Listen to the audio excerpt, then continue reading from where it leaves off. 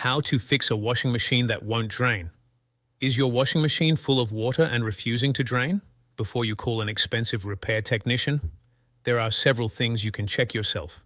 Many washing machine drainage problems are caused by simple issues that homeowners can fix with basic tools. Today, I'll show you step by step how to diagnose and repair a washing machine that won't drain.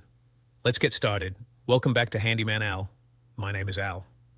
On this channel, we help homeowners learn practical repair skills that save money and build confidence.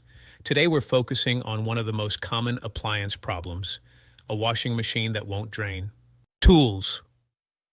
You may need, here are a few tools that may help: bucket, towels, screwdriver, pliers, flashlight, and possibly a wet vacuum. Most drainage problems can be diagnosed using simple household tools. Safety. First, before working on any appliance, always unplug the washing machine.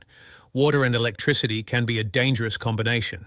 If water is leaking near electrical outlets, stop immediately and address the safety issue first. Never work on an energized appliance, and remember, if you're uncomfortable working around electrical components, standing water, or appliance repairs in general, there is no shame in calling a professional. Your safety is always more important than saving money on a repair. How the drain system works before we start taking things apart. Let's quickly understand how the drain system works. When your washing machine reaches the drain cycle, a drain pump turns on. That pump pushes water out of the washer tub, through the drain hose, and into your home's plumbing system. If the pump fails, the hose becomes clogged, the filter gets blocked, or the drain line backs up. The water may stay inside the machine. That's why we'll start with the easiest and most common problems first. Understanding the path the water travels makes troubleshooting much easier. Check the drain hose. Start with the easiest inspection. Pull the washer away from the wall. Look for a kinked or crushed drain hose. A bent hose can completely block water flow. Straighten any kinks you find. Check house drain. Sometimes the washer isn't the problem. The home's drain pipe may be clogged. Remove the drain hose from the standpipe. Look for signs of a plumbing backup. Check for clogs. Next, disconnect the drain hose. Inspect for lint, coins, socks, or other debris. Even small blockages can prevent proper drainage. Clean the filter. Many front-load washers have a drain filter. This filter traps debris before it reaches the pump. Open the access panel, place towels underneath, slowly remove the filter, clean out any debris. Inspect the drain pump if the drain hose is clear and the filter is clean. The next component to inspect is the drain pump. The drain pump is responsible for moving water out of the washing machine. Over time, small objects can become trapped inside the pump. Coins, buttons, hairpins, small socks, and other debris. A blocked pump may struggle to move water, or stop draining altogether. Carefully inspect the pump area for obstructions. If you find debris, remove it carefully. Then test the machine again. Sometimes a simple blockage is all that's preventing proper drainage. Listen carefully. Run a drain cycle. Listen closely. If you hear a humming sound but no water movement, the pump may be jammed. If you hear nothing at all, the pump could have failed electrically. Check the lid switch. Many top-loading washers will not drain if the lid switch fails. Close the lid, listen for a clicking sound. A failed switch can interrupt the drain cycle. How to replace a lid switch? If you've determined the lid switch has failed, replacing it is often a straightforward repair. First, unplug the washing machine. Safety always comes first. Next, locate the lid switch assembly. On most top-load washers, the switch is mounted beneath the top panel near the lid opening. Remove the screws securing the top panel or control console. Carefully lift the panel. Disconnect the wiring connector attached to the old lid switch. Remove the mounting screws holding the switch in place. Install the new lid switch. Secure it with the mounting screws. Reconnect the wiring harness, then reassemble the washer. Before closing everything up, test the lid. Listen for the clicking sound. Run a drain cycle. If the washer now drains properly, you've likely solved the problem. Avoid these mistakes. Don't force parts, don't ignore standing water, don't run repeated cycles without diagnosis, and don't assume the pump is bad before checking hoses and filters. Always start with the simple fixes first. Simple fixes, first one. Check the drain hose. Look for kinks or crushed sections. Make sure the hose isn't pinched behind the washer. Straighten any bends that could block water flow. 2. Clean the drain filter, remove lint, remove coins, remove buttons and small debris. Many drainage problems start here.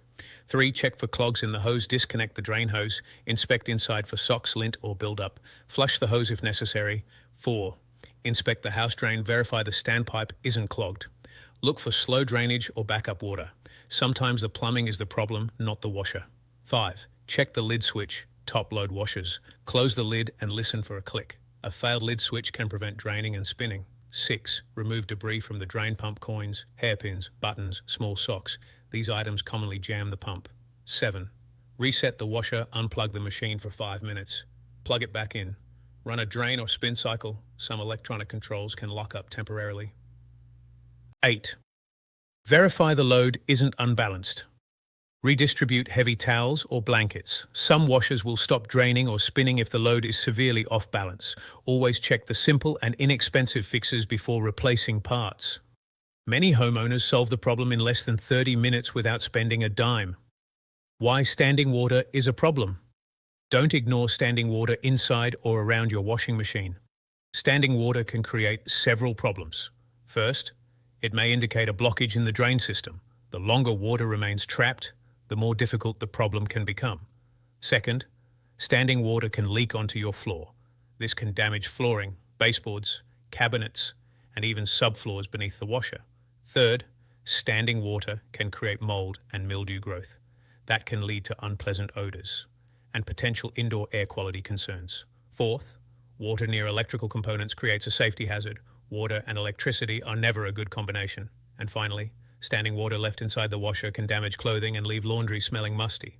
If you discover standing water, address the problem as soon as possible. The sooner you diagnose the issue, the less likely it is to become an expensive repair. How much could this save? A washing machine service call can easily cost between $150 and $400. Many drainage issues are caused by clogged filters or hoses, repairs that often cost little or nothing to fix yourself. Learning basic troubleshooting can save homeowners hundreds of dollars. Handyman all-home tip.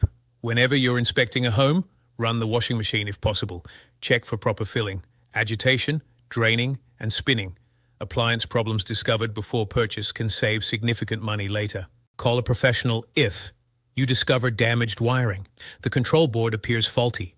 The drain pump requires electrical testing. There is significant water leakage. Or you're uncomfortable performing appliance repairs. Safety always comes first. Quick recap. Today we covered drain hoses, clogs, drain filters, drain pumps, house drain lines, lid switches, common mistakes, and repair safety. Hopefully, you now feel more confident diagnosing a washing machine that won't drain. Every repair you learn builds confidence and saves money. You don't have to become a professional technician overnight. Just learn one skill at a time. Over time, those small skills add up. This video is intended for educational purposes only. Always follow manufacturer instructions. If you are unsure about any repair, consult a qualified appliance technician. Safety should always be your highest priority. If this video helped you, please hit the like button. Subscribe to Handyman Al for more homeowner repair tips. And if there's a repair topic you'd like me to cover next, leave it in the comments below. Thanks for watching, and I'll see you in the next video.